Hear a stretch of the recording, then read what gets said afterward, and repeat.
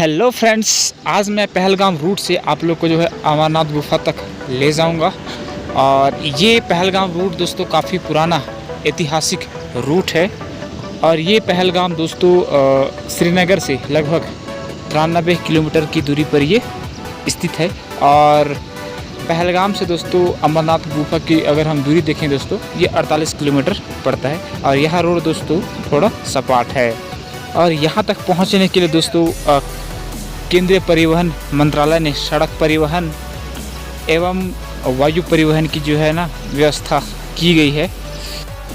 अगर आप चाहें दोस्तों तो दिल्ली से भी आप डायरेक्टली बस में भी आप आ सकते हैं।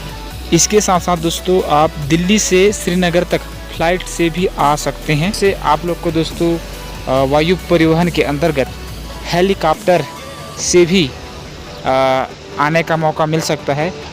हेलीकॉप्टर से अगर हम श्रीनगर से पहलगाम के अगर किराया देखें दोस्तों, ये 10,800 रुपये पड़ते हैं। फिर पहलगाम से पंचतरणी के लिए दोस्तों 4,200 रुपये किराया पड़ते हैं। दोस्तों ऐसा माना जाता है कि भगवान शिव का ये ऐसा एक यही रूट है जो माँ पार्वती को अमर की कथा सुनाने के लिए इसी रूट से अमरनाथ गुफा तक ले गए थे। और यह पहलगाम का जो पहला पड़ाव दोस्तों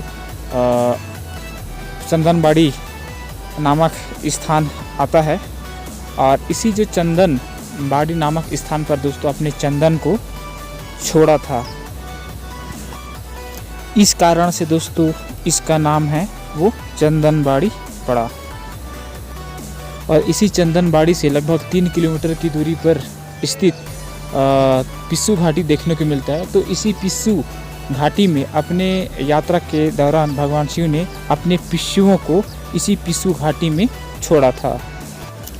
दोस्तों पुरानी किंवदंतियों के अनुसार ऐसा माना जाता है कि देवताओं और राक्षसों के बीच यही पिस्सू घाटी है जहां पर लड़ाई हुई थी, जिसमें देवताओं का विजय हुआ था।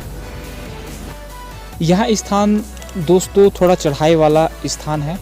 और यह अधिक ऊंचाई होने के साथ साथ यहाँ पर अधिक ठंड पड़ती है। और हाई एल्टीट्यूड होने के कारण यह ऑक्सीजन का जो लेवल दोस्तों काफ़ी ज़्यादा कम होता है, जिसके कारण से जो है थकान जल्दी महसूस होने लगता है। इसीलिए यहाँ पर दोस्तों यात्री जो गण हैं वो रुक करके यात्रा करते हैं। और इसके साथ साथ दोस्तों यात्रियों के लिए अगर हम बात करें तो एक लंगर की जो व्यवस्था भी की जाती है। जो यहाँ के जो स्थानीय लोगों की अगर हम बात करें तो बहुत सारे जो है ना रोज़गार के जो आसार उत्पन्न हो जाते हैं। तो एक लंगर के सहारे भी आप ऊपर तक चढ़ाई कर सकते हैं। दोस्तों पिछले 2 सालों से कोरोना वायरस संक्रमण के कारण यह जो यात्रा बंद था। और यह बंद होने के कारण दोस्तों इस साल देखने वाले जो श्रद्धालुओं की जो संख्या है दोस्तों वो काफ़ी ज़्यादा बढ़ गया है। और इसी पिस्सू घाटी से लगभग 9 किलोमीटर की दूरी पर स्थित दोस्तों शेषनाग झील देखने को मिलता है। तो भगवान शिव ने अपने यात्रा के दौरान शेषनाग को दोस्तों इसी स्थान पर छोड़ा था। और ऐसा माना जाता है कि इसी झील पर दोस्तों शेषनाग आज भी वास है।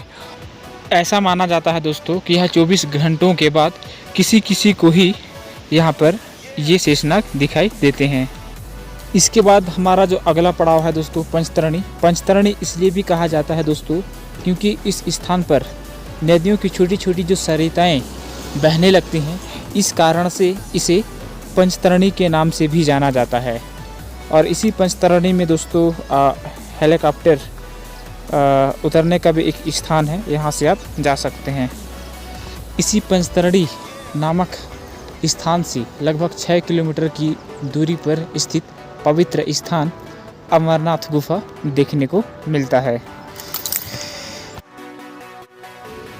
दोस्तों ऐसा माना जाता है इसी गुफा के अंदर भगवान शिव ने माँ पार्वती को अमर की कथा सुनाया था।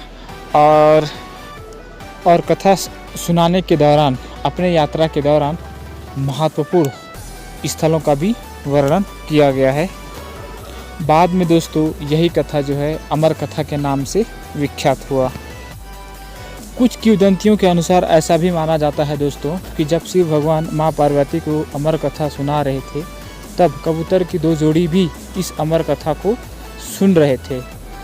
तब कबूतर की 2 जोड़ी भी इस अमर कथा को सुनकर अमर हो गए और ऐसा माना जाता है कि आज भी ये कबूतर की ये दोनों जोड़ी इस गुफा के आसपास ही घूमते रहते हैं।